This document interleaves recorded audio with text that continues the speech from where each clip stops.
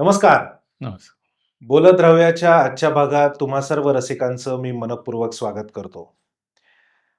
बोलत राहूया या पॉडकास्टमध्ये आपण अनेक गेस्टना बोलवतोय, गप्पा मारतोय, वेगवेगळे विषय जाणून घेतोय. मध्यंतरी पुण्यामध्ये एक फार छान इंटरेस्टिंग कार्यक्रम माझ्या पाहण्यात आला. कार्यक्रमाचं टायटल सुद्धा फार इंटरेस्टिंग आहे.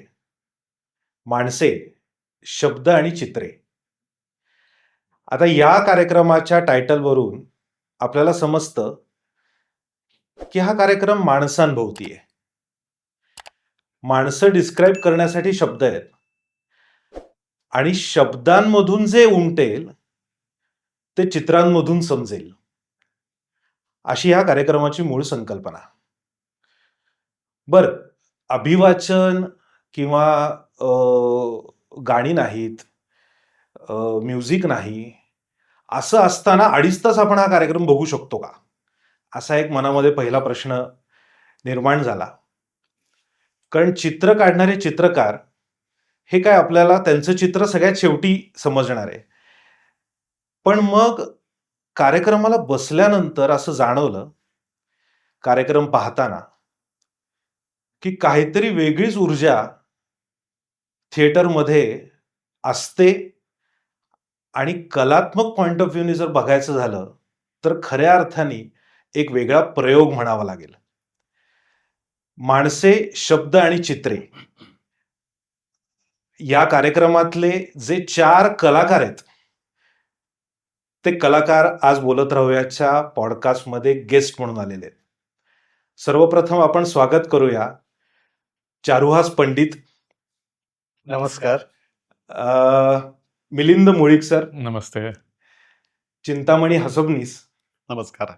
आणि या कार्यक्रमाची लेखन आणि संकल्पना आणि अभिवाचन प्रवीण जोशी. नमस्कार. मी इंट्रोडक्शन मध्ये म्हणालो की माणसे, शब्द आणि चित्रे हे इतकं सुंदर, एकतर हलकं फुलकं असं टायटल आहे. आणि खरं तर जितकं सहज सोपं असतं तितकं ते प्रेझेंट करायला अवघड असतं. तर ॲज अ संकल्पना या कार्यक्रमाची आणि सगळ्यात महत्त्वाचं म्हणजे लेखन आणि अभिवाचन या कार्यक्रमातलं.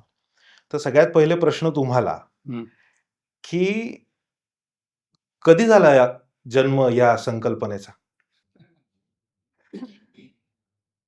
अनेक संकल्पनांप्रमाणे ही संकल्पना सुद्धा पॅन्डेमिक मध्ये जन्माला आली. म्हणजे कार्यक्रमाची नव्हे, लिखाणाची. मी व्यावसायिक लेखक म्हणून अनेक संहिता लिहितो. काय सिनेमांसाठी, नाटकांसाठी, स्टेजवरच्या कार्यक्रमांसाठी. त्या काळात सगळं बंद पडलं होतं. बरोबर. स्वतःसाठी लिहिण्याची वेळ फार कमी वेळेला येते, किंवा स्वतःसाठी चित्र काढण्याची वेळ कमी वेळेला येते, स्वतःसाठी गाण्याची वेळ कमी वेळेला, आणि ते फार म्हणजे मजा असते, कारण ती स्वतःची टेस्ट असते. तर त्या काळात मी स्वतःसाठी लिहायला लागलो. आता स्वतःसाठी लिहिताना तुम्हाला वेगळा फॉर्म निवडून चालत नाही, कारण तिथे तंत्र महत्वाचं नसतं, तिथे सेम महत्वाचं असतं. बरोबर. आणि त्या काळात माणसं भेटत नव्हती एकमेकांना. खरंय. आणि त्या काळात तुला आठवत असेल की आपण अनेक माणसांच्या आठवणी काढायचो. खरंय. अशी अनेक माणसं आसपास मनात यायची, आणि हाच साफ व्हावा म्हणून प्रत्येकाची मी चित्र उतरवायला लागलो.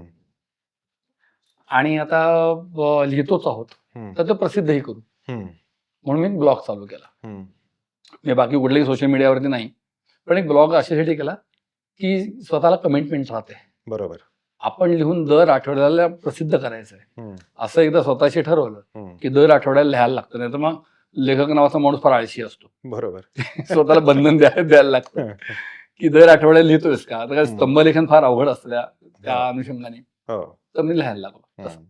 आणि एक आवाका, एक चौकट 1000 शब्दांची अशी आखून दिली. ते स्वतःला आवडायला लागलं. त्यानंतर मला रिस्पॉन्स असा यायला लागला की हा माणूस मला भेटल्यासारखा वाटतोय. हा अनोळखी माणूस सुद्धा आम्हाला आवडायला लागतोय, भेटायला. त्या सिरीजचं नावच ओळखीची अनोळखी माणसं असं होतं. ओळखीची अनोळखी माणसं, की त्या माणसाचा एखादाच पैलू आपल्याला दिसतो. पॅन्डेमिक सरला ते लेखन मागे नाही पडलं. मंदावलं, हम्म, पण तो किडा डोक्यात राहिला होता. हम्म, मग एकदा मी मिलिंदकडे गेलो की मला अरे रिस्पॉन्स असे येत आहेत की हा माणूस आमच्या डोळ्यासमोर उभा राहतोय. हम्म. आता उभा राहतो म्हटल्यानंतर सामान्य माणूस सांगू शकत नाही ना की उभा बरोबर. राहिला म्हणजे काय काय काय एक्झॅक्टली? हा. म्हणलं तू चित्रकार म्हणून म्हणण्यापेक्षा वाचक म्हणून सांग की उभा राहतो म्हणजे काय, कारण तू सांगू शकशील चित्रकार म्हणून. बरोबर. मला मी बघितलेला माणूस शब्दात उतरलाय, आता शब्दातला माणूस परत एकदा दृश्यात्मक करूयात. तर त्यांनी ते केलं, तो माणूस तोच होता जो त्यांनी बघितलेला नव्हता. मग त्यात गंमत वाटायला लागली. मग चिंतामणी आणि चारुसुधा या खेळात इन झाले. मग म्हणलं अरे पण हा कार्यक्रमच करूयात. असा तो कार्यक्रमाचा उगम झाला. कार्यक्रमाकडे येण्याची सगळी दिशा ही आहे. बरोबर. मी गमतीत मित्रांमध्ये सुरू झालेली एक ऍक्टिव्हिटी आणि ती स्टेजवर सादर करताय. ती फार सुंदर पद्धतीने सादर करताय. चित्रशैली 3 आहेत ह्याच्यामध्ये आणि तो एक अजून एक USP म्हणावा लागेल या कार्यक्रमाचा, की एकच माणूस शब्दांमधून प्रेक्षकांना त्यांच्या मनामध्ये एक वेगळं चित्र उमटतंय आणि तेच व्यक्तिचित्र एका 3 वेगळ्या फॉर्ममध्ये पण समजतंय. तर तो एक फार मोठा USP जाणवतो आणि तो USP म्हणजे जलरंग, तैलचित्र आणि कॅरिकेचर ह्याच्यामधनं उमटणारं ते फार सुंदर दिसतं ते. म्हणजे ज्यावेळेला प्रोजेक्शन त्या चित्राचं होतं, ते झाल्यानंतर तो जो प्रेक्षकांकडनं आपसूक आहा असा जो एक रिॲक्शन येते ती फार महत्वाची वाटते मला. तुम्ही म्हणालात की तुम्ही मिलिंद मुळीक यांच्याकडे सर्वप्रथम गेलात आणि त्यांनी तुम्हाला चित्र काढून दाखवलं आणि ते हुबेहूब वाटलं. अशा पद्धतीने कार्यक्रम होऊ शकतो कारण तुम्ही जलरंगमध्ये इतकी वर्ष काम करताय आणि कसं आहे की चित्रकला ही आता अशी गोष्ट झाली आहे की जेव्हा आता डिजिटल आणि या सगळ्या युगात चित्रकला बघण्याची सोय ही फक्त एक्झिबिशन्स हे आता झालेलं आहे आणि अशा कार्यक्रमातनं ते दिसतंय हे फार आश्वासक आणि महत्वाचं आहे. असा कार्यक्रम होऊ शकतो असं तुम्हाला पहिले वाटलं होतं का? कारण जलरंग म्हटल्यानंतर मुळात चित्र काढताना लागणारा वेळ, अवधी, कथेचं किंवा व्यक्तिचित्रणाचा किती पानांची ती कथा आहे, त्याच्यामध्ये ते चित्र बसवायचंय. हा कार्यक्रम अशा पद्धतीने होऊ शकतो आणि त्याच्यात तुम्ही पार्ट होऊ शकता वेळेच्या बाबतीमध्ये एकूणच, असं तुम्हाला वाटलं होतं?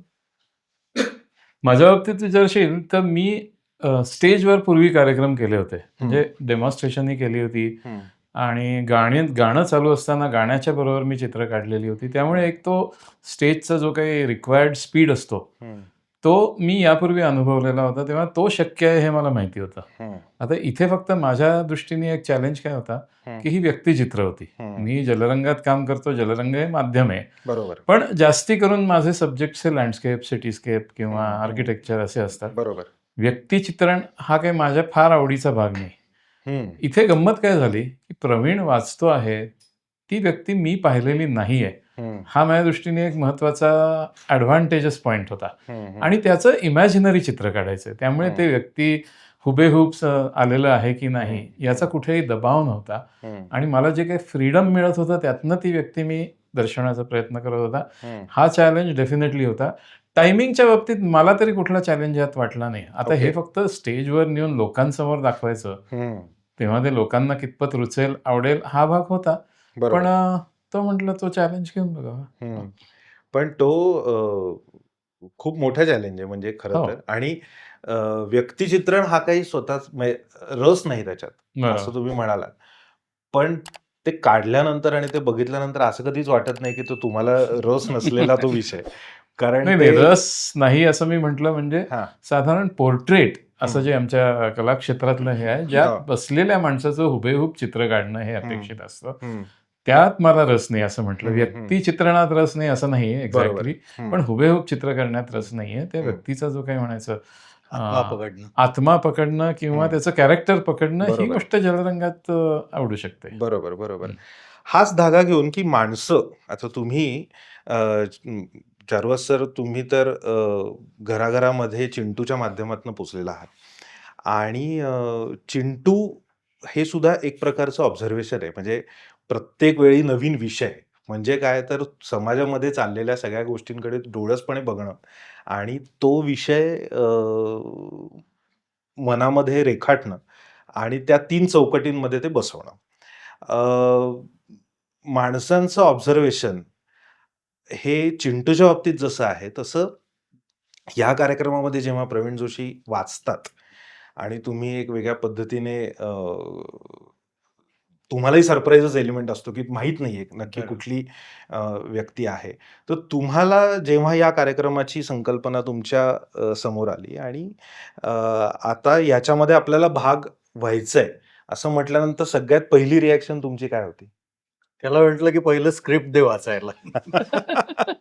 म्हटलं अरे एकदम तिथे सगळं आम्ही ऐकायचो आणि मग काढायचो. हे किती अवघड काम आहे. हां. तर तो म्हणतो की अरे हेच अवघड काम करायचंय तुम्हाला. तर असं त्याने आमच्या गळ्यात तो एक हे टाकला की चेंडू आमच्याकडे टाकलेला.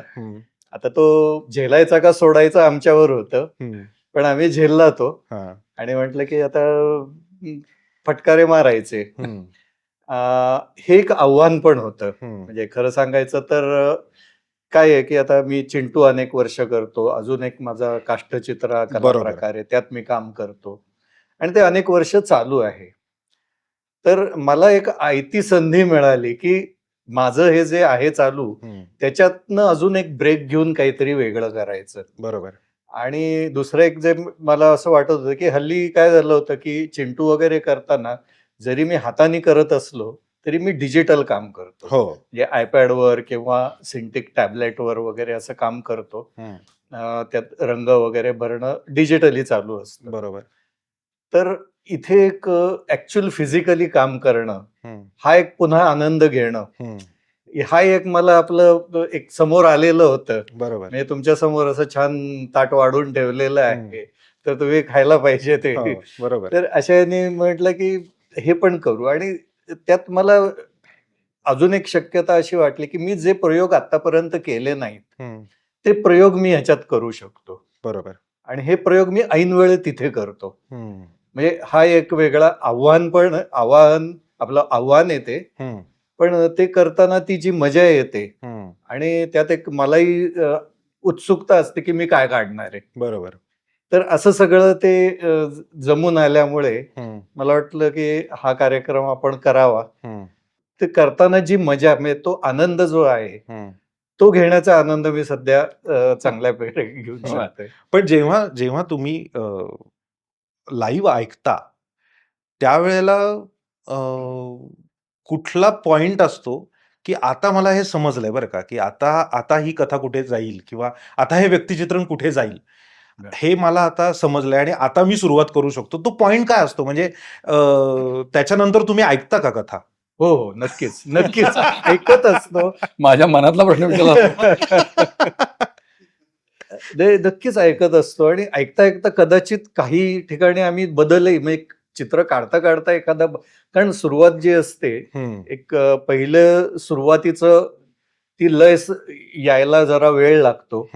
त्याच्यानंतर थोडंसं त्या व्यक्तीचं वर्णन म्हणजे त्याचा स्वभाव वगैरे त्याची एक बॅकग्राऊंड तयार झालेली असते. त्याचं शारीरिक वर्णन हे थोडक्यात असतं आणि ते इतकं थोडक्यात असतं की एखाद्या व्यक्तीला मी मिशा नाही काढणार तर मिलिंद किंवा चिंतामणी मिशा काढेल. म्हणजे आम्हाला बरोबर. असं कधीच म्हणायचं नाही की आम्ही अगदी हुबेहूब तीच व्यक्ती की ती दाखवली की पोलीस पकडून आणू शकते. तर असं नाही, पण आम्हाला जे वाटतं ते तर हे साधारण या पहिल्या 4-1 मिनिटानंतर एक ते सापडायला लागतं व्यक्तिचित्र. आणि हे चित्र जे असतं ते कसं असतं की मी कॅरिकेचर्स करतो म्हणजे बरोबर. अर्कचित्र म्हणतो आपण. बरोबर. तर त्या टाईपच्या व्यक्तींचं ते एक अर्कचित्र असतं. म्हणजे ती तशीच्या तशी नाही, पण जी म्हणजे मी चिंटूमध्ये जे करतो की त्या टाईपच्या मुलांचं ते एक अर्कचित्र असतं. तसंच बरोबर. या इथे मी ते अर्कचित्र शोधण्याचा प्रयत्न करतो. हम्म, म्हणजे एखादा गुंड टाईपचा माणसाचं त्यांनी लिहिलं असेल हम्म, तर आपल्या डोळ्यासमोर कुठेतरी बघितलेलं असतं, ऐकलेलं असतं, पाहिलेलं असतं. हम्म, याच्यातनं एक प्रतिमा तयार झालेली असते हम्म, आणि त्याबरोबर त्यांनी काही त्याच्यात हे केलं असतं आणि ते समजून मग ते कागदावर उमटवणं हम्म, आणि मग ते कागदावर उमटवत असताना आणि प्रत्येक वेळा मी कॅरिकेचरच करतो असं नाही. असं नाही. मी कधी रिअलिस्टिकही काढतो, मी वेगळं माध्यमही हाताळतो. तर मध्येच चारकोल वर करायचं असलं तर चारकोल. आता परवा मी अ, अचानक स्केच पेननी केले काही हम्म, चित्र. हम्म, तर ही माध्यमं पण त्यावेळी ठरवत असतो, की ती व्यक्ती काय असेल असं माझ्या मनात जे प्रतिबिंब उमटतंय. हम्म, तर सुरुवातीला जे आम्ही पेन्सिल स्केच करत असतो, तोपर्यंत याची गाडी थोडी पुढे गेलेली असते. हम्म, पण त्यामुळे तिथे थोडंसं काही बदल करणं शक्य असतं हम्म, आणि वाटलं तर ते बदल करतो. हम्म. पण शेवटाकडे येता येता जिथे आता आम्हाला वाटलंय की हे इथपर्यंत झालंय, मग याच्याकडे ऐकत असतो, पण तपशिलाकडे दुर्लक्ष करायला लागतं हा. आणि जे कळलंय ते आम्ही कागदावर आणायचा प्रयत्न करतो. Correct correct. तुम्ही ज्या वेळेला मागच्या म्हणजे मी जो कार्यक्रम बघितला त्या कार्यक्रमामध्ये शामराव कांबळेंवरती तुम्ही उत्तम असं व्यक्तिचित्रण लिहिलेलं आहे. तर ते मी तैलचित्रात ज्या वेळेला बघितलं आणि मला असं झालं की म्हणजे माझ्या मनामध्ये उमटलेले शामराव तसेच्या तसे मला त्या फॉर्ममध्ये त्या चित्रामध्ये दिसले आणि अक्षरशः डोळ्याच्या कडा पाणावणं म्हणतो खरंय. ना आपण तसं झालं. तर मला जाणून घ्यायचंय तुमच्या कलेविषयी, कारण तैलचित्र हा फार खूप जणांना माहिती नसलेला भाग आहे आणि खूप जण करताना दिसत नाहीत. त्याच्यात एक ॲडिशन प्रवीण जोशी त्या दिवशी तुम्ही म्हणालात की आपल्या राष्ट्रपती भवनात द्रौपदी मुर्मूंचं जे चित्र आहे ते चिंतामणी सर तुम्ही रेखाटलेलं आहे. ही फार अभिमानाची आणि मोठी गोष्ट आहे. जसं यांना मी विचारलं तसंच तुम्हाला पण हा प्रश्न विचारतो की तुमच्याकडे ज्या वेळेला कार्यक्रमाची संकल्पना आली आणि आता आपण ह्या कार्यक्रमाचा भाग होणार आहोत, हे झाल्यानंतर सगळ्यात पहिली रिॲक्शन तुमची काय होती आणि थोडं तुमच्या आर्ट फॉर्म विषयी थोडं डिटेलमध्ये सांगा. प्रवीण आणि मिलिंद हे दोघं जेव्हा मला म्हणाले की असं काहीतरी करूया, तेव्हा पहिला प्रश्न जो मला पडला होता, मोठाच प्रश्न होता की वेळ. कारण माझ्या स्टाईलनी मी चित्र जी करतो, ऑइल मध्ये मी काम करतो, हे एकतर वेळ खाऊ काम आहे. बरोबर. लेअरवर लेअर करत जायला जातात. पहिला लेअर बाळला की दुसरा ऍप्लिकेशन तिसरं, आणि त्यात ॲडिशन म्हणजे गेली काही वर्ष माझी चित्र मी अंध व्यक्तींना सुद्धा पाहता येतील हो. असं त्याच्यामध्ये एक ॲडिशनल गोष्ट करतो. त्यासाठी अजून एक वेगळा विचार करायला लागतो, त्यासाठी वेगळ्या पद्धतीने ती मांडणी करायला लागते. तर हे सगळं करताना ही जी प्रोसेस आहे, यासाठी लागणारा वेळ जो आहे हा खूप मोठा वेळ आहे आणि तो सगळा स्पॅन मला अवघ्या 10-15 मिनिटात जर बसवायचा असेल तर मी कसा बसवेन, मला बसवता येईल का? आणि अशा पद्धतीच्या अशा प्रकारच्या कुठल्याही प्रयोगामध्ये मी यापूर्वी सहभागी झालेलो नाही. त्यामुळे ते मोठं आव्हान होतं माझ्यासाठी. पहिला प्रश्न होता तो हा होता.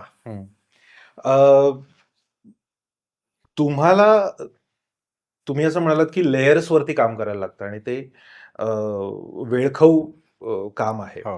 त्यासोबतच त्या चित्रासोबत तुम्ही त्या ॲप्रोप्रिएट चित्राला जे जाईल अशा काही वस्तूंची मांडणी चित्रांभोवती करता. तर जर तुम्हाला माहिती नाहीये की ह्या कार्यक्रमामध्ये काय कथा वाचन होणार आहे किंवा कुठली व्यक्तिचित्रणं वाचली जाणार आहेत, तर ते ॲप्रोप्रिएट तुम्ही प्रॉप्स कसे काय तुमच्यासोबत असतात? नाही, आता इथे एक मी सर्वात पहिली गोष्ट की ह्या संकल्पना जेव्हा समोर आली त्या दिवशी आम्ही पहिल्यांदा एक चित्र काढून बघितलं. ते मिलिंद, चारू आणि मी तिघांनी पाहिलं होतं. प्रवीण जे चित्र वाचलं ते मी पेन्सिलने तिथल्या तिथे ड्रॉ केलं. तो जो भाग होता तो खूप वेगळ्या पद्धतीने मी मांडला होता. पण जेव्हा कार्यक्रम करायचा ठरला प्रत्यक्ष, तेव्हा मी असं मनात माझ्या विचार आला की ज्या पद्धतीने मी विचार करतोय प्रेक्षकांसाठी, की जो डोळ्यांनी पाहू शकत नाहीत आणि जो डोळसांनाही कळला पाहिजे, बरोबर. हा विचार आपण याच्यात आणू शकतो का? तेव्हा ह्या सगळ्या याची जी मागणी होती, गरज होती, की ते मला कॅरेक्टर, त्या गोष्टीचा आत्मा किंवा गोष्टीबद्दल थोडंसं गोष्टी माहीत असणं. त्यामुळे मी प्रवीणला असं सांगितलं की मला ही गोष्ट, जसं चारू म्हणला की स्क्रिप्ट मला वाचायला पाहिजे, तसं मला वाचता येईल का? आणि पॅन्डेमिकच्या काळामध्ये मी काही त्याचे ब्लॉग वाचतही होतो, त्यामुळे काही काही गोष्टी माझ्या डोळ्यासमोर येत होत्या. तर त्यावेळेला मग आपण मांडणी अशी करूया असा विचार मनात आला. आणि काही काही व्यक्तिचित्र जी आहेत की जी केवळ मांडणीतूनच उत्तम प्रकारे मांडता येणार आहेत, तर ती तशी करायची असं मनात आलं. मला वाटते व्यक्तिचित्र मांडणीतून अशा प्रकारे यापूर्वी करता येतील असा विचारच माझ्या मनात नव्हता आला. कोणी केलाय की नाही मला माहित नाही, पण तो याच्यातून या माणसे, शब्द आणि चित्रे या कार्यक्रमाची ती देण असावी असं मला वाटतं. क्या बात आहे. अशा पद्धतीचा वेगळा कार्यक्रम आपण केल्यानंतर मनात संकल्पना येणं ही एक वेगळी गोष्ट आहे, पण ती मूर्त स्वरूपात उभी करणं हा एक वेगळा टोटली भाग आहे. रसिकांचा प्रतिसाद मिळेल का नाही असा पहिला प्रश्न मनामध्ये आला. उत्तर असं कळाला. त्याचं उत्तर हो असं होतं. हा. त्याला कारण असं की रंगमंचीय कार्यक्रमांची संहिता लिहिणं हा माझा व्यवसाय आहे. 120 तरी कार्यक्रमांच्या संहिता लिहिलेल्या असतील मी, वेगवेगळ्या विषयांच्या. काही गाण्यांच्या असतील, काही साहित्याच्या असतील, काही नाटकासंबंधीच्या असतील. अनेक वेगवेगळ्या कलाकारांना घेऊन स्टेजवरती त्यांना डिरेक्ट करणे, लिहिणे. आपण जेव्हा लिहितो तेव्हा त्याचा पहिला श्रोता आपण असतो. बरोबर. आपण पहिल्यांदा ऑडियन्सच्या खुर्चीत बसलेलो असतो, ते सुद्धा पहिल्या लाईनीत नाही, मागच्या लाईनीत बसलेलो असतो. त्यामुळे आपल्याला त्याचा अंदाज यायला हवा की हे आवडणार आहे की नाही. एक. दुसरी गोष्ट, आवडणार नसेल तर मजा जास्ती येते, कारण त्याचं चॅलेंज वाढतं. बरोबर. लोकप्रिय गाणी करायची असतील आणि मधलं काही पार्ट लिहायचा आहे तर गाणी लोकांना आवडणारच आहेत. आता तिथे चॅलेंज असं असतं, मी त्या गाण्यांच्या वरती माझं वाक्य तुमच्या लक्षात कसं राहील. ते गाणं तुम्हाला माहितीच आहे, पण जाताना तुम्ही माझी वाक्य कशी घेऊन जाल. बरोबर. इथे ते चॅलेंज असतं. इथे चॅलेंज असं होतं की माध्यमच वेगळं आहे पूर्णतः. मी माझं वाचतोय आणि माझ्या वाक्याची फलश्रुती 3 वेगळ्या माध्यमातून समोर येणार आहे. वा. बरोबर आहे. आता हा प्रयोग झालाय की नाही मला कल्पना नाही. हा म्युझिकच्या बाबतीत झालेला आहे याची मला खात्री आहे. आम्हीच बऱ्याचदा त्यात सहभागी असतो, as a musician, as a designer. पण फक्त वाचन चालू आहे आणि त्याच्यावरती चित्रकला चालू आहे. तर ह्याच्यात लोकांना आवडेल की नाही यातला सगळ्यात कळीचा मुद्दा काय माहितीये का, त्यात लोक सुद्धा सहभागी असतात. बरोबर. त्यामुळे त्याचं उत्तर हो असं आलं. बरोबर. कशी सहभागी असतात, तर मी जेव्हा वाचत असतो, आता डिझाईनच असं केला कार्यक्रमाचं, जे स्टेजवर आल्या मिलिंद लोकांना एक डिस्क्लेमर देतो की हे चित्रकलेचं डेमॉन्स्ट्रेशन नाही, आम्ही चित्र कशी काढतो हे बघायला, हे बघण्यासाठी हा कार्यक्रम नाही, हा चित्रकलेचा क्लासही नाही. हा साहित्य, वाङ्मय, शब्द आणि दृश्य यांची सांगड आहे. पण ही सांगड कुठे पूर्ण होते, जेव्हा मी वाचून संपवतो, माझा शेवटचा शब्द संपतो त्या क्षणी तुझ्या मनात प्रेक्षक म्हणून तो माणूस उभा राहिलेला असतो. तर तो बघितला असेल नशील, उभा राहिलेला असतो. आता खेळ तुझ्याकडनं सुरू होतो, आमच्याकडनं नाही. बरोबर. म्हणजे तुझ्या मनात प्रश्न येतो की हा माणूस दिसत कसा असेल, त्याला चष्मा असेल की नाही, मिशी असेल की नाही, तो किती जाडा असेल, काय वगैरे. आपण आपली मानवी स्वभावाची ती गंमत आहे, आपण इमॅजिन करायला लागतो आणि तुला 3 उत्तर मिळतात. ओके. त्यामुळे आवडेल की नाही याचं उत्तर प्रेक्षकांकडनंच हो असं होतं, कारण आपण प्रेक्षकांशीच खेळतो. बरोबर. त्यामध्ये त्यामुळे फक्त तो एका लिहून संपत नाही, लिहून बघून संपतो. बरोबर. म्हणजे आम्ही आधी असं सांगतो की हा कार्यक्रम एक व्यक्तिचित्र शब्दातलं आणि 3 कागदावरची असे नाही आहेत. हे 5 चित्रांचा खेळ आहे. एक माझं, 3 यांची आणि 5वं तुमचं. बरोबर. प्रेक्षक म्हणून. प्रेक्षक म्हणून. बरोबर बरोबर त्यामुळे डे 1 खात्री होती की लोकांना आवडेल बरोबर. आणि आवडतं. मिलिंद सर, मला तुम्हाला विचारायचं आहे की कार्यक्रमामध्ये तर हे एखादं व्यक्तिचित्र वाचून संपल्यानंतर ज्या वेळेला इतर चित्रशैलीमध्ये ज्या वेळेला काम चालू असतं त्यावेळेला कधी कधी 2 मिनिटं 5 मिनिटाचा अवधी असतो आणि त्याच्यामध्ये तुम्ही एकमेकांशी ज्या गप्पा मारता त्याही मला खूप महत्त्वाच्या वाटतात. त्या उत्स्फूर्त असल्या त्या वेळेच्या असल्या तरी त्या खूप महत्त्वाच्या असतात. मी जो कार्यक्रम बघितला त्याच्यामध्ये तुम्ही खूप पोटतिडकीने एक विषय बोलला होता. तो मला या पॉडकास्टमध्ये यावा असं खूप त्याच वेळेला वाटलेलं होतं. म्हणून मला तुम्हाला तो प्रश्न विचारायचा आहे आवडता विषय. की मुळामध्ये तो एक सात्विक संताप होता म्हणजे तुमचा आणि तो फार महत्वाचा आहे. तो तुम्ही व्यक्त करावा. मी फार त्याच्यावरती मी बोलणार नाही, तुम्ही बोलावं अशी मी तुम्हाला विनंती करतो. आता पहिल्यांदा जेव्हा कार्यक्रम केला तेव्हाच मी थोडंसं एक सांगतो की प्रवीण वाचत असताना मी भरभर चित्र काढत गेलो आणि त्याच्यातनं मला एक वेगळी अनुभूती मिळाली की ह्याने शब्द सांगितल्या मी जी रेष ओढतोय ती मी कुठलाही विचार न करता ओढतोय आणि बिईंग इन प्रेझेंट म्हणू आपण किंवा काहीतरी एक त्यात वेगळी गंमत आली आणि त्यामुळे ह्याचं संपेपर्यंत माझं चित्र संपलं. आता त्याच्यानंतर एक वेळ हातात आला आणि तो भरण्यासाठी आम्ही काही गप्पा मारल्या. बरोबर. आणि तेव्हा हातात माईक आला. त्यानंतर मला थोडक्यात संधी मिळाली की आपल्यासमोर एक मोठा ऑडियन्स बसलेला आहे आणि त्यांना चित्रकलेविषयक काहीतरी ऐकायची इच्छा असेल. बरोबर. असेल किंवा नसेल, पण माझ्या हातात माईक आहे त्याच्यामुळे चित्रकलेविषयी माझी मतं मांडण्यासाठी मला एक स्टेज मिळालं असं झालं. आता परवाच्या कार्यक्रमात तो विषयच असा होता क्युरेटर विषयीचा. तर त्याच्यावेळी आम्ही वेगळ्या प्रकारे चित्रातून व्यक्त झालो. हा भाग जरी असला तरी क्युरेटर नावाचं किंवा आर्ट डीलिंग किंवा चित्रकलेमधला जो व्यावसायिक भाग आहे त्याच्यामध्ये येणारे जे काही अनुभूती चांगल्या वाईट आहेत त्या मला कुठेतरी मांडायच्या होत्या. बरोबर. तर क्युरेटर ही जी काही एक व्यक्तिरेखा यांनी वाचली ती त्यांनी गमतीशीर चेष्टेखोर वाचली असली तरी ती व्यक्ती चित्रकला या व्यवसायासाठी किती महत्वाची आहे हे मला कुठेतरी सांगायचं होतं.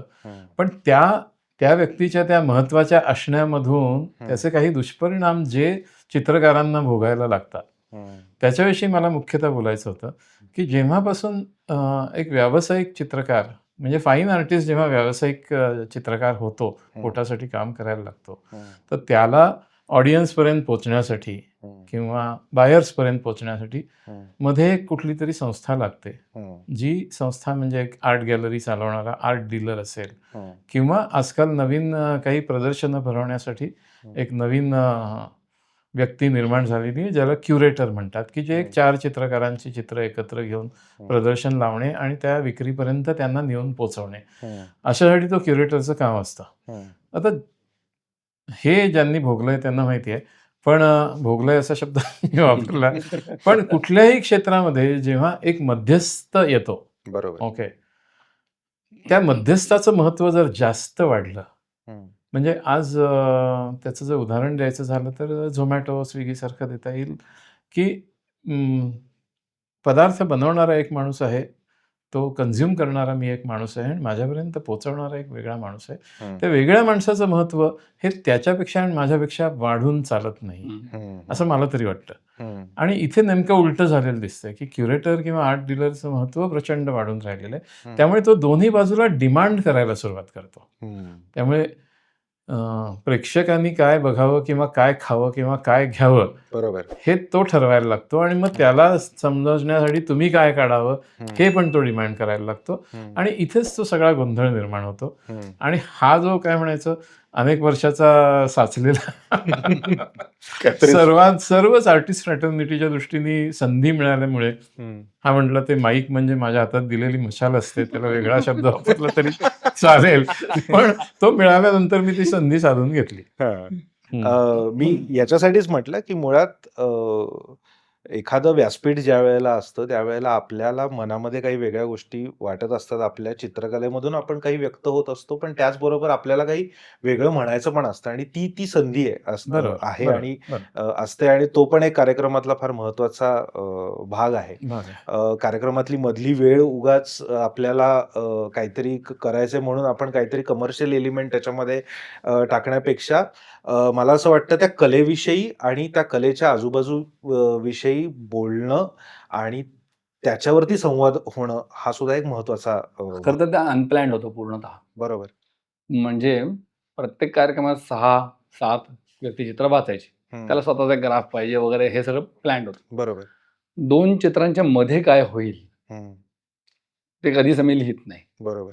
ती चित्र सुद्धा प्रत्येक वेळा नवीन असतात. म्हणजे पूर्ण कार्यक्रमच नवीन असतो. बरोबर. म्हणजे आज जर प्रयोग बघितला असता हा प्रयोग पुढच्या वेळेचा नसतोच. 100% वेगळा असतो. आमचा मूडही वेगळा असतो. त्याचा क्रमही वेगळा असतो. येणारं चित्र वेगळं असतं पूर्ण. हा जो मधला मुद्दा आता मिलिंद म्हणाला की त्याला त्या विषयाच बोलायची संधी मिळाली. बरोबर. तर हा आता तो पिकत चाललाय कार्यक्रम ना. 6, 7, 8 कार्यक्रमानंतर कार्यक्रम पिकत चाललाय. आता आम्हाला सुद्धा त्या जागा दिसायला लागल्यात की इथे मला हे बोलता येईल आणि मला हे पोचवायचं होतं त्यासाठी मला व्यासपीठ मिळालं. बरोबर. चारूला काही वेगळं सांगायचं असेल, मणीला काही वेगळं सांगायचं असेल, उदाहरणार्थ मणीला अंध लोकांबद्दल काही अनुभव सांगायचा असेल, म्हणजे मूळ विषय न सोडता मूळ विषय 2 आहेत. बरोबर. खरं म्हणजे हार्डकोर विषय एक आहे माणूस, माध्यम 2 आहेत. या दोन्ही माध्यमातून एकच अनुभव सांगता येण्याची ही संधी आहे. चित्रातून, माईक मधून, दोन्हीकडनं. त्यामुळे मी बघितलेली जी माणसं होती अत्यंत वेगवेगळ्या पद्धतीची होती. बरोबर. जी अजूनही मी लिहितो. मग अगदी रस्त्यावर एखादा वेळा असेल तिथपासून थेट एखादा मोठा कलाकार असेल, बरोबर. भली मोठी रेंज असू शकते. पण यांच्या संपर्कात आल्यापासून मलाही वेगळी दृष्टी मिळायला लागली. जसं आता मिलिंदनी क्युरेटर सांगितलं की ते कॅरेक्टर मी कधीच बघितलेलं नाहीये. बरोबर. यांच्या अनुभवातून मी लिहिण्याचा प्रयत्न केला आणि परत यांच्या शब्दांत यांच्या चित्रातनं ते व्यक्त झालं. असं आता त्या कार्यक्रमात मजा येत चालली आहे की एक वेगळा अनुभव आपल्याला घ्यायला जातो मुद्दामून त्यासाठी म्हणून. त्याचं पुढे काय होणार असं माहिती असतं आपल्याला. आता तो प्लॅनिंग समथिंग अनप्लॅन्ड बरोबर. असा तो विषय आता मजा यायला लागली. ती सहजताच फार महत्वाची आहे. एकच मुद्दा की नाट्य चित्रपट किंवा संगीत ह्या जशा परफॉर्मिंग आर्ट आहेत तशी चित्रकला परफॉर्मिंग आर्ट नाहीये. त्याच्यामुळे आतापर्यंत काय होत गेलेलं होतं, आतापर्यंत म्हणजे इथून काही बदल झाला असं नाही, पण चित्र बघणारा रसिक आणि चित्रकार यांच्यात कधीच संवाद झाला नव्हता. ती संधी या कार्यक्रमामुळे मिळाली आहे आणि त्या संधीमध्ये जास्तीत जास्त चित्रकारांपर्यंत माझं अंतरंग व्यतिरिक्त पोचवणं, तर या संधीचा फायदा करून घेतोय मी.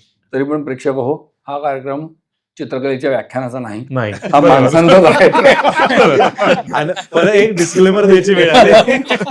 नाही पण याबद्दल एक मला सांगायला आवडेल की अनेक लोक येऊन सांगतात की तुमच्या ज्या गप्पा असतात चित्रकलेबद्दलच्या तर त्या त्यांना खूप इंटरेस्टिंग वाटतात. बरोबर. म्हणजे आतापर्यंत कसं आहे की संगीत, नाट्य, चित्रपट ह्याच्याबद्दल बोलतात, लोकांना कळतं इथे की संगीतातले काय काय वेगवेगळे राग ते वगैरे सगळं असतं, पण चित्रकलेबद्दल कधी असं स्टेजवर बोललं गेलेलं नाहीये. बरोबर. आणि तेही जरा रंजक पद्धतीने, कारण उगाच ते मग हा इझम तो इझम वगैरे असं सांगत बसणं पाहिजे नाही, पण लोकांना ते पहिल्यांदा ऐकायला खूप आवडतंय. बरोबर. आणि हा एक जे अनप्लॅन्ड होतं कधी, आणि आम्ही जेव्हा एखाद्याचं चित्र पूर्ण झाल्यानंतर दुसऱ्याचं पूर्ण होईपर्यंतचा एक मधला काळ असतो, त्यावेळेला काय करायचं असं आम्ही काही ठरवलेलं नव्हतं आणि हे अचानक सुरू झालं. आम्ही गप्पा मारायला लागलो आणि ती मजा यायला लागली आणि प्रेक्षकांनाही ते आवडायला लागले, आता आम्हाला कळायला लागले. नाही, खरी गोष्ट आहे. ते खूपच सहज आणि खूपच छान आहे. प्रवीण सर, तुमच्या बोलण्यामध्ये जसं चिंतामणी सरांविषयी एक विषय आला की अंध व्यक्ती कशा चित्र बघतील, तर हा फार मनाला भिडणारा विषय आहे. तो मी त्या दिवशी कार्यक्रमातल्या परिचयामध्ये ज्या वेळेला तो बघितला तर माझ्या मनात त्या क्षणी एका प्रश्नाने जन्म घेतला की कसं बघतात, तर कसं बघत असतील, तर म्हणलं पॉडकास्टला आपण त्यांना इन्व्हाइट करू आणि त्यांनाच विचारू की कसं बघतात आणि त्याच्यासाठी तुमची असलेली मेहनत काय आहे? 4 चौघांसारखं. उत्तर आहे 4 चौघांसारखं बघतात.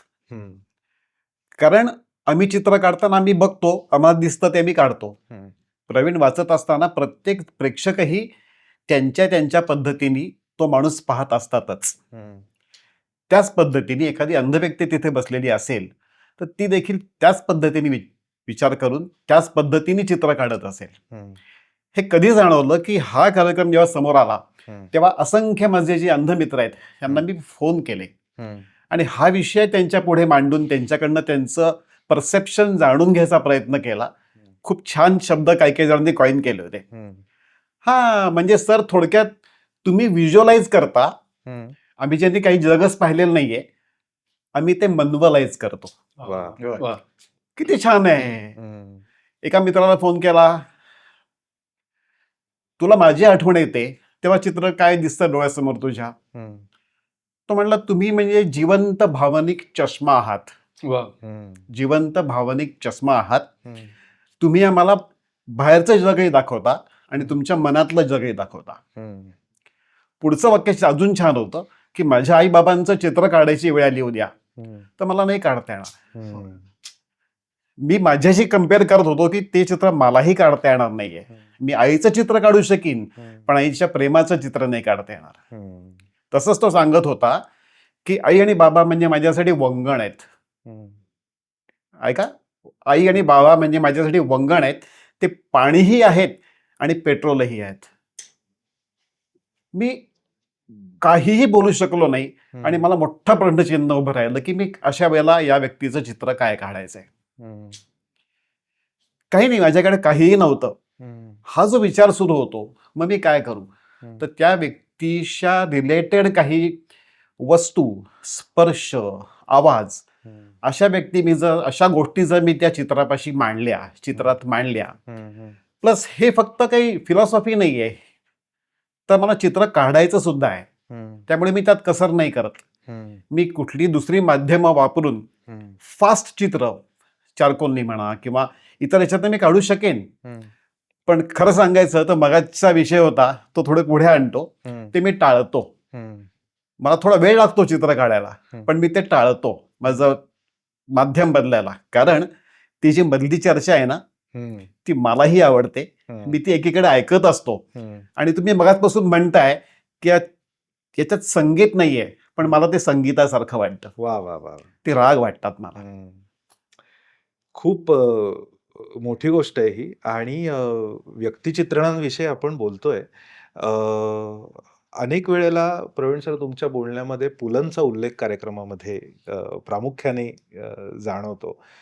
तर व्यक्तिचित्रण म्हणल्यानंतर अक्षरशः एक मोठी यादी निर्माण होईल आणि ती जी व्यक्तिरेखा आपल्या मनामध्ये घर करून राहिलेली आहेत. म्हणजे मध्यंतरी म्हैस चित्रपट आला आणि तो मी बघितल्यानंतर माझी पहिली रिॲक्शन अशी होती की एकट्या पुलंनी 27 कॅरेक्टर्स उभी केली पण 27 कॅरेक्टर्सनं मिळून एक पुलं नाही उभे करता आले. म्हणजे ही फार मोठी गोष्ट आहे आणि आज सुद्धा कधी जे पुलंप्रेमी आहेत किंवा पुलंविषयी ऐकणारी जी मंडळी आहेत ती भेटल्यानंतर 2 तासाच्या गप्पांमध्ये कधी गप्पांमध्ये सुद्धा पुलंचीच वाक्य येतात आणि बोललं जातं. तर हे आत्ता नमूद करण्याच्या पाठीमागचा हेतू असा की विचारण्याच्या पाठीमागचा की तुमच्या लिखाणामध्ये व्यक्तिचित्रण असं म्हटल्यानंतर तुमच्या मनामध्ये किंवा तुमच्या त्या सगळ्या प्रवासामध्ये तुमचा आदर्श कोण? व्यंकटेश माडगूळकर. वा. मी पुलंचं नाव का घेत नाहीये याचं पहिल्यांदा कारण सांगतो आणि मग तात्या माडगूळकरांबद्दल बोलतो. हो. पुलंची सगळी व्यक्तिचित्रण आपण वाचलेली असतात, पाठ असतात, त्या माणसांना आपण भेटतो. मी कान पकडूनच हे पुढचं विधान करतोय. त्या सगळ्याला एक हासेरी किनार असते. हो. प्रेक्षकांना, वाचकांना घेऊन कुठे जायचंय पुलंना माहिती असतं. त्याचा एक स्वतःचा एक टोन ठरलेला असतो आणि तरीही त्यातनं माणूस वेगळा दिसतो. म्हणजे सगळे गोड पदार्थ पण प्रत्येकाची चव वेगळी. हं? खरंय. ते पुलं करू शकतात त्या ताकदीने, प्रश्नच नाही.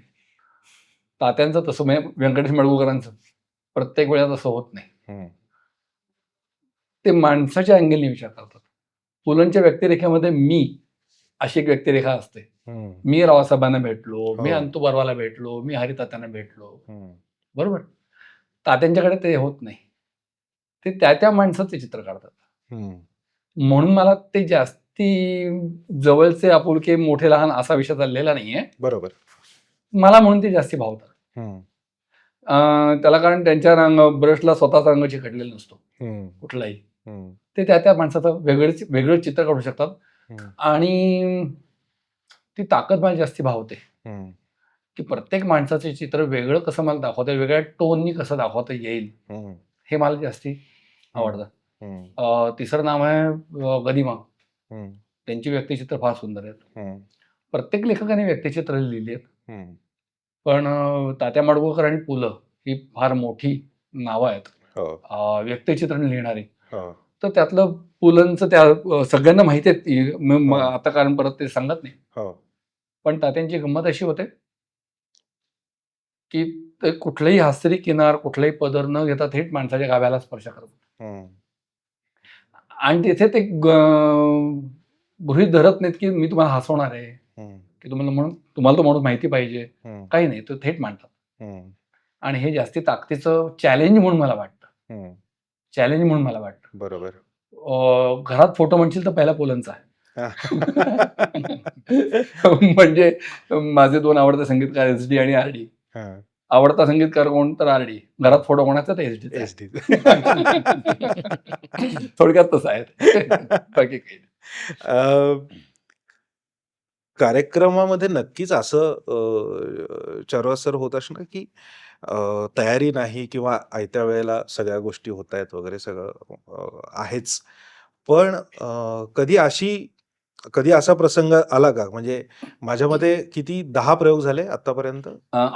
8 प्रयोग झाले. 8 प्रयोगामध्ये कधी असा प्रसंग झाला की मध्यावरती पोचलोय आणि काहीतरी गडबड आहे बरं का, किंवा काहीतरी वेगळंच काहीतरी घडतंय, किंवा काहीतरी मनामध्ये वेगळाच विचार केला होता, पण आता काहीतरी व्यक्तिचित्राच्या मध्यवर्ती पोचल्यानंतर मला वेगळंच काहीतरी अजून समजलंय. अशी कधी मनामध्ये फजिती किंवा असं काही झालंय, पण ते त्यावेळेला सावरून घेतलंय, प्रेक्षकांना नाही कळलेलं पण स्वतःला समजलंय बाबा की काहीतरी गडबड झाली, तर असं काही घडलं? नाही, आतापर्यंत तरी तसं काही झालं नाहीये. म्हणजे खरं हो, अगदी म्हणजे पुढे फजिती करायची असेल तर तो पुढे काय करत आहे त्याला मी नेहमी एक म्हणतो की तुझ्या व्यक्तिचित्रांना शेवटी तू कारुण्याची झालर का लावतो? कारण कारुण्याची झालर लावतो तोपर्यंत आमचं जवळजवळ संपायला आलेलं असतं, त्यामुळे आम्हाला ती झालर लावता येत नाही ना. पण ती व्यक्तिचित्र त्या पद्धतीने आलेली असतात, आम्हाला एक अंदाज आलेला असतो आणि त्याप्रमाणे ती काढतो. असं झालं नाही. अगदी आता एक फक्त माध्यम मी फक्त बदललं. मी आधी व्हाईट पांढऱ्या कागदावर चित्र काढत होतं, पण अचानक मला वाटलं ते रिक्षावाल्यांसंदर्भात होतं, तर मला वाटलं खाकी कागदावर काढू, म्हणून मी अर्धवट झालेलं चित्र बाजूला ठेवून खाकी कागदावर काढलं. एवढाच एक वेगळा फरक तो मला वाटला म्हणून. म्हणजे त्यात याची काही चुकबुल नाहीये. तुला योगदान नाही म्हणायचं त्या चित्रात. तर अजून तरी झालं नाही, अजून पुढचे बरेच प्रयोग आहेत. आता तू एवढं त्याला असं हे दिलंय, दिवस टाकून दिलंय की अरे हे करू शकतोस तू, तर याने काही करू नये अशी अपेक्षा आहे. पण व्यक्तिचित्रणामध्ये आता मी बघितलं की कधी कधी एकाच व्यक्तीचं चित्र असतं असं नाही, त्याच्यामध्ये काही त्याच्या भोवती पण वेगवेगळे कॅरेक्टर्स येतात. तो डिसिजन पॉइंट कधी असतो की आता मी एकाच व्यक्तीचं चित्र काढायचं आहे का मला ह्याच्यात अजून 4 व्यक्ती पण दाखवायच्या आहेत? तो डिसिजन पॉइंट कधी असतो? गंमत आहे. मी देऊ उत्तर? झालं की मी सांगतो त्या प्रश्नाचं उत्तर. मुळातच व्यक्ती आता वाटायला लागले मला हे. अगदी पहिली व्यक्ती लिहिताना मला वाटलेलं नव्हतं, हे मी प्रांजळपणे कबूल करतो. 6 व्यक्तिचित्र आम्ही वाचतो 6-7. आता 8वा कार्यक्रम चालू आहे म्हणजे समज 40-50 व्यक्तिचित्र तर ती परत कधीच वाचली जाणार नाहीत अशी. पण प्रत्येक व्यक्तिचित्राकडनं आपण एका माणूसपणाकडे पोहोचतोय असं वाटायला लागलं आता. शाश्वत माणूसपणाकडे पोहोचतोय. प्रत्येकाचा रंग वेगळा आहे आणि आपण पोहोचतोय तिथेच असं आता जेव्हा वाटायला लागलं ना, तेव्हा तो मधला प्रवास पुढचा प्रवास जास्त इंटरेस्टिंग वाटायला लागला आता. त्यामुळे डिटेल्स फक्त बदलतात पहिले. आणि हा म्हणला कारुण्याचं, पण मी त्याला गाभा असं नाव देतो, की काहीही डिटेल असेल ना तरी आपण त्या माणसाला आरपारच बघतो ना. माणूस लक्षात कधी राहतो जेव्हा तो आपल्यापेक्षा वेगळा असतो तेव्हा. बरोबर. मग आपल्यापेक्षा वेगळे पण काय आहे हे शोधता आपण स्वतः काय होतं हे शोधायला लागतो. आता कारण मी या टप्प्यापर्यंत येऊन पोहोचलेला आहे. Over to Milind. चार्ल्सला मगाशी जो प्रश्न विचारला ना, की मध्येच कुठेतरी आम्हाला एक गोंधळ निर्माण होतो आणि काय म्हणायचं, गुगली पडतो असं म्हणू आपण. तर मी या कार्यक्रमाचं वर्णन थोडंसं असंच करतो, की हे बॅटिंग सारखं असतं, की प्रवीणनी बॉल टाकायचा, आम्ही बॅट फिरवायची. ओके. बॅट फिरवल्यानंतर सिक्सर बसेल, चौका उडेल का माझा त्रिफळा उडेल हे काही सांगता येत नाही आणि ही भीती मी ठेवत नाही. मी बॅट फिरवणं एवढंच काम करतो. एकदाच त्यांनी एक असं व्यक्तिचित्र वाचायला सुरुवात केली. ते एका माणसाचं नसून 2 जणांचं होतं त्यावेळेला, की एक तरुण मुलगा, एक तरुण मुलगी असं ते थोडं गोष्टी स्वरूप चाललेलं होतं आणि प्रेमकथा होती म्हटल्यानंतर मी माझ्या काय म्हणायचं जुन्या आठवणीत पोचलो. म्हणजे तो मुलगा म्हणजे मीच आणि ती जी कोणी असेल ती न मिळालेली आपल्याला त्यावेळेला. अशा ह्याच्यात मी पोचून मी चित्र काढायला सुरुवात केली आणि नंतर हा मध्येच थांबला. यांनी थांबवलीच गोष्ट आणि म्हटलं की उरलेली गोष्ट मी नंतर वाचणार आहे बरं का. आणि अशा प्रकारे त्यांनी एक गुगली टाकला आणि तो जो कोण प्रेमवीर जे दोघे होते ते त्याच्या सोसायटीच्या खालचे मुलगा आणि मुलगी नसून तिथल्या रस्त्यावरच्या 2 कुत्र्यांची ती गोष्ट होती. आता फारच मोठा गुगली आहे. असा गुगली टाकल्यानंतर मी त्या ठिकाणी एक कुत्रा आणि तो कुत्रा रागाने चावायसाठी प्रवीणकडे जातोय म्हणून मागे प्रवीण असं काढून माझ्या दृष्टीने तो संपवला. तो गुगली बॉल जरा मी बऱ्यापैकी हो, याला कुठून कळलं मला कळत नाही. काहीतरी या दोघांचं त्याचे काही लिंक्स मध्ये लागत होत्या, तर त्याच्यावरनं थोडं कळत होतं. पण आमच्या इथे कसं आहे माहितीये का, की हा सिद्धू किंवा वीरेंद्र सहवाग, कारण त्याचं पहिलं ओपनिंगला तो त्याचं सर्वात पहिल्यांदा चित्र झालेलं असतं आणि मणी म्हणजे राहुल द्रविड. तो व्यवस्थित प्लेयर, प्रत्येक चेंडू व्यवस्थित शास्त्रीय खेळतो. असे आमच्याकडे 2 उत्तम क्रिकेटर आहे. सिद्धू सारखाच हा बोलत असतो मिलिंद. असं चाललेलं असतं. त्यामुळे आमच्या इथे तो जे म्हणतो की फटके वगैरे लावतो ते त्याचं तेच काम आहे. पण मग हे द्रविड, हे सहवाग, हे कोण आहे? तुम्ही कोण क्रिकेटमध्ये?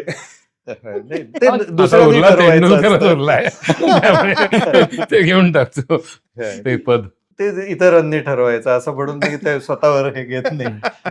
पण ती मजा असते. म्हणजे एक चित्र सांगितल्यानंतर, एक व्यक्तिचित्र सांगितल्यानंतर, जसं आपण मगाशीच बोललो की तुमच्या मनात प्रेक्षक म्हणून काय उभं राहतं हे तुम्ही रेखून दाखवू शकत नाही.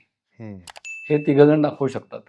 एक नुसतं दाखवू शकत नाही तसं नाही, तर त्याच्यावर कलाकार म्हणून वेगळा विचार झालेला असतो. त्यामुळे 3 अँगल मिळतात. दुसरी गोष्ट 3 वेगवेगळ्या माध्यमातले अँगल्स मिळतात.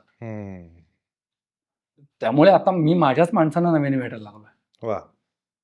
म्हणजे जसं मगाशी तू शामरावांचं वर्णन केलंस, तर शामरावांना चारूनी आणि मिलिंदनी बघितलेलं नव्हतं. ह्याला ते चेहऱ्याने माहिती आहेत म्हणीला.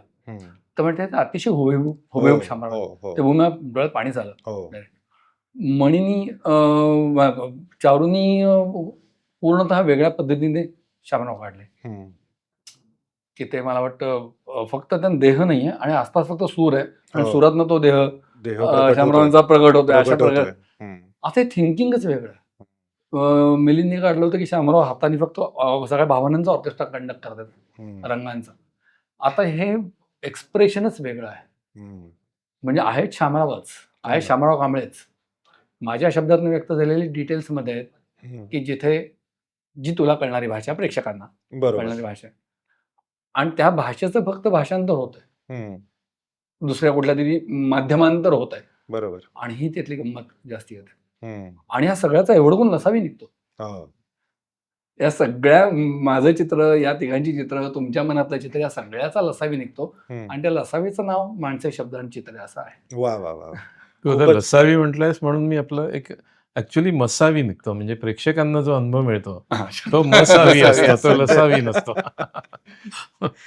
यात म्हणजे अजून एक हे म्हणजे आम्हाला एक भीती असते, हा एक माणसेचा एक हे वाचताना, शब्दचित्र वाचताना एका लेखात त्यांनी 6 माणसं घातली होती. म्हणजे आमची काय पंचायत झाली असेल, पळापळ झाली असेल, म्हणजे ती एक भीती असते. हा सुरुवात करतोय बाबा, एकच माणूस वाचणार आहे ना. त्यामुळे आजकाल मी डिस्क्लेमर द्यायला लावलं की कागदाचं साईज कळण्यासाठी की यात किती माणसं आहेत एवढं फक्त मी आधी आजकाल सांगतो. हम्म, हम्म. मग हा लगेच उभ्याचा आडवा कागद करतो आणि 5 माणसं आहेत किंवा मोठा कागद घेतो.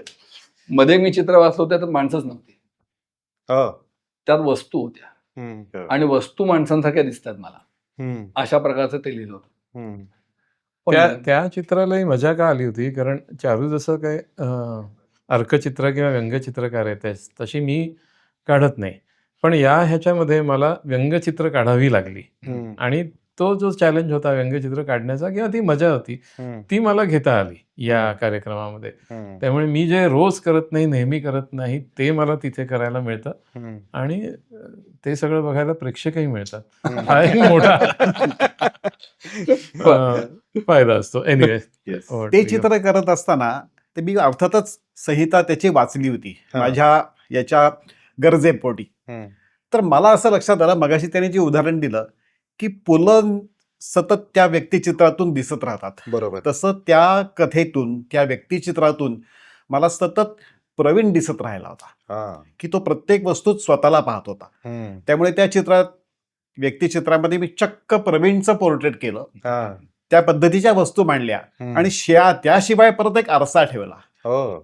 त्यामुळे प्रवीणचं आरशातलं प्रतिबिंब, हम्म. प्रवीणचं चित्र आणि त्या वस्तू, त्याने अजून एक वेगळी मजा आली. हम्म. तुमच्यात अशा कधी गप्पा कार्यक्रमाच्या नंतर किंवा जेव्हा आता कार्यक्रम सुरू झाला तेव्हापासून अशा कधी झाल्या की त्यांच्याकडे तर ऑलरेडी आहेच, म्हणजे प्रत्येक प्रयोगात वेगळी व्यक्तिचित्रणं असतील, एवढी व्यक्तिचित्रणं लिहिलेली आहेत, पण तुमच्यात अशा कधी गप्पा झाल्या की माझ्या मनात एक मी अतरंगी बघितलाय बरं का कोणीतरी, किंवा माझ्या मनात काही वेगळाच एक माणूस आहे जो ज्याचा स्क्रीन प्ले मी तोंडी सांगतो, पण तू ह्याच्यावर लिही बाबा, अशा गप्पा कधी कार्यक्रमाच्या मध्ये तुमच्यामध्ये झालेल्या आहेत? बरेचदा काय होतं की या कार्यक्रमाच्या निमित्ताने आम्ही काही मीटिंग्स घेतो, म्हणजे बसतो किंवा कुठेतरी जातो, तर आमच्या चौघांचं इंटरॅक्शन बरेचदा होत असतं, आणि आम्ही कुठल्या तरी कार्यक्रमात पण भेटतो. तर दरवेळेला आम्ही त्या कार्यक्रमामध्ये काहीतरी नवीन करूया म्हणून मग यावेळेला आम्ही वाचतो आणि तू चित्र काढ, अशा काहीतरी गमतीशीर करत असतो. तो गमतीचा भाग सोडून दिला तरी काही वेळेला असं होतं की आम्ही चौघं एकत्र असताना आम्ही एखादा माणूस पाहतो, आणि त्या माणसाच्या काहीतरी कुठला कार्यक्रम असेल किंवा कुठला प्रसंग असेल, त्यावेळेला चौघांनी पाहिलेला माणूस असतो ना, आणि आमच्या चौघांच्याही मनात येतं की हा माणूस हा जसा लिहू शकेल तसं आपण काहीतरी चित्र काढू शकू. अशी घटना घडलेली आहे, हेच आपलं अशा सावज. 1-2दा घडलेल्या आहेत. त्यामुळे त्या माणसाच्या काहीतरी त्या प्रसंगी ज्या काही अदा आम्ही बघितल्या, आणि त्यावेळेला आमच्या चौघांच्याही डोक्यात आलं माणूसचा की गैरसमज हा होतील. माणूस आपल्याला हवा, आणि मग तो जेनेरिक पद्धतीने किंवा इमॅजिनरी पद्धतीने याने लिहिला, पण आमच्या डोक्यात मात्र तो एक विशिष्ट माणूस त्यावेळेला होता. असं झालेलं आहे. तुला काही सांगायचंय? पण अशा वेळी चॅलेंज असं असतं, आधी या कार्यक्रमाचा पेपर फुटत नाही. या चौघांना माहित नसतं काय, तिघांना माहित नसतं काय वाचणार आहे. अशा वेळी जर त्यांना माहिती असेल की हा हीच ती व्यक्ती, आपण सजेस्ट केलेली व्यक्ती आहे, तर मला ती वेगळ्या पद्धतीने लिहून वेगळी वाचायला लागते. मग यांच्या एक पाऊल पुढे जाऊन गुगली टाकायला लागते प्रत्येक वेळेला, बरोबर. की हा आपणच बघितलेला माणूस आहे, आता गंमत बघ, आता हा असा नाहीये, हा याची ही बाजू बघ जरा. पण मग तिथे जास्ती मजा, तिथे चॅलेंज येतं. नाही, पण हा चॅलेंज असून सुद्धा यांनी ते वाचल्यानंतर आता ह्याच्या बाबतीत ह्याला माहित असेल, पण आम्हाला दोघांना तोच माणूस डोळ्यासमोर आला जो आम्हाला अपेक्षित होता. त्याला कारण आहे की त्या माणसाबद्दल यांच्या आधीच्या मूळच्या धारणा पक्क्या होत्या की प्रवीणनी काही वाचू दे, आम्ही हेच काढणार होतो. त्यांचं ठरलं होतं आधी. तेव्हा माझ्या पीयर प्रेशर आलं की हा मला मान्य करायला लागेल की हा तोच माणूस आहे.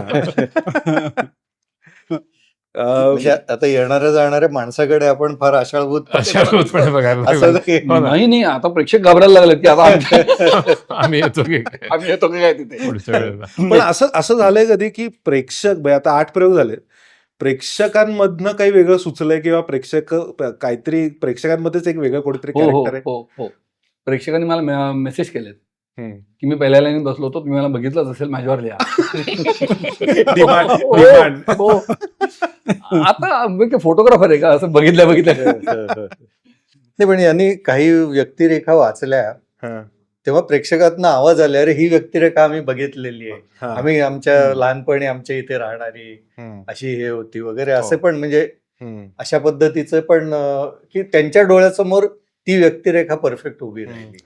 प्रेक्षक म्हणून जसं हे सांगितलं जातं तसं प्रेक्षक म्हणून प्रेक्षकांमधून काही चित्रकलेच्या बाबतीतली चिकित्सा लाईव्ह कार्यक्रमामध्ये होते? नाही, आम्ही बनवेच ट्रॅफिक आम्ही संधीच देत नाही. नाही, काय होतं की प्रेक्षकांकडनं यायला लागलं तर मग तो कार्यक्रमावरचा सगळा कंट्रोल जाईल आणि कार्यक्रम पसरट होत जाईल. कारण एक प्रेक्षक बोलला की दुसऱ्या प्रेक्षकालाही बोलला. बोलायचं असतं. बरं, ते किती बोलायचं हे आपल्याकडे त्याच्यावर काही कंट्रोल नसतो. त्यामुळे तो भाग आम्ही ठेवलेला नाहीये. आम्हालाच वेळ कमी पडतो बडबड करायला, त्यामुळे आम्ही बोलत राहतो. पण हा वन वे ट्रॅफिक असला तरी जी चर्चा असते ती आमच्या चौघांमध्ये असते. म्हणजे असं नाही की आम्ही समोर एक कोणाला तरी लेक्चर देतोय, तर आम्ही एकमेकांशी संवाद साधत असतो. प्रेक्षकांच्या काही अशा प्रतिक्रिया कार्यक्रम बघितल्यानंतर की ज्या मनामध्ये घर करून राहिल्या किंवा अरे असा एक पण अँगल आहे बरं का कार्यक्रमाला, हे आपल्याला प्रेक्षकांकडून समजलं, अशा काही प्रतिक्रिया आल्यात प्रेक्षकांच्या की ज्या सांगाव्याशा वाटतील? सांगाव्याशा म्हणण्यापेक्षा ज्या अनुकूल आहेत त्याच आल्या, प्रतिकूल सांगायला जास्ती आवडतील. काय असतं ना की कुठल्याही कार्यक्रमाला काय, सिनेमाला काय, नाटकाला काय, गाण्याला काय, माणूस एक अपेक्षा ठेवून जातो. पण जेव्हा त्या अपेक्षेची अट होते ना तेव्हा गडबड व्हायला सुरुवात होते की मला जे आवडेल, मी जे बघितलंय, मला जे हवंय तेच मला बघायला पाहिजे. असं जेव्हा येतं तेव्हा तो प्रेक्षक जरा हटवादी असतो, थोडासा रिजिड असतो. सुदैवाने या कार्यक्रमाला तसा प्रेक्षक येत नाही, आणि आला तरी त्याला पहिल्या 5 मिनिटात निवळवायचा कसा हे आता ठरलंय, कळलंय किंवा तशा पद्धतीने करून घेता येतं. पण हा माणूस ना आम्हाला याच्यापेक्षा वेगळा दिसत होता असा जेव्हा एखादा प्रेक्षक म्हणतो तेव्हा ती अशा आल्यात काही प्रतिक्रिया, पण ती जास्ती गमतीशीर असते. ती जास्ती यशाची प्रतिक्रिया आम्ही मानतो. याचा अर्थ त्या माणसाची सृजनशीलता आम्ही ऍक्टिव्हेट केली असाच होतो की तुम्ही तिघांनी काढले, तू असलीस, याच्याही पेक्षा हा माणूस वेगळा असू शकतो. आमच्या एका नाटककार मित्राने मला फोन केला परवा, अरे ते जे वाचलंस ना तू, त्या माणसाच्या पुढे असं घडेल का रे, आणि मग हे असं घडूयात, असं लिही, मग त्याच्या आयुष्यातली ही घटना लिही. त्याला तो माणूस माहित नाही बरं का, त्याने तो पहिल्यांदाच ऐकलाय, फक्त मी इमॅजिनरी लिहिलाय, यांनी पहिल्यांदाच ऐकलाय. ऐकून त्यांनी रिएक्शन असे दिले की ह्याच्या आयुष्यात पुढे असं घडेल, मग अमुक अमुक मुक्त, मग आता हे सगळं चित्र अजून मोठं होईल बघ, हे जास्त इंटरेस्टिंग आहे. बरोबर. तर हे का नाही करत तुम्ही, असं तावातावाने बोलायला लागला. म्हणजे ज्या तू एवढा इमॅजिन करतोयस ना, त्या तू कार्यक्रमात आहेस. म्हणजे मी प्रतिकूल मानतच नाही प्रतिक्रिया. बरोबर. त्यामुळे सुदैवाने अशा प्रतिक्रिया वेलकम आहेत. ज्या अनुकूल आहेत त्या आवडतात आहेतच कार्यक्रम. नाही, मगाशी तू सुरुवातीला बोलला होतास की या कार्यक्रमात संगीत नाही, तर ही प्रतिक्रिया मला खरं आश्चर्य देऊन गेली की माझ्या डोक्यातही आलं नव्हतं की रे आपल्या कार्यक्रमात संगीत नाहीये. आणि खरंच 2.5 तास संगीताशिवाय लोक बसतायत एक कार्यक्रमाला, की इकडे बॅकग्राऊंडला कुठेतरी मंद्र ना सांद्र, सांद्र. संगीत चालू आहे वगैरे, हा, हा. जे चित्र काढतायत असं काही नाहीये, हा, आणि तरी 2.5 तास लोक बसतायत, हा. खिळून बसतायत. हा. हे खूप मला याचं यश, म्हणजे ही खरंच माझ्या डोक्यात नव्हती, आणि ती तू दिलीस त्याबद्दल तुझेही आभार मानले पाहिजे. ऍज अ म्युझिशियन, संगीतकार म्हणून मला ते चॅलेंज वाटत होतं सुरुवातीला.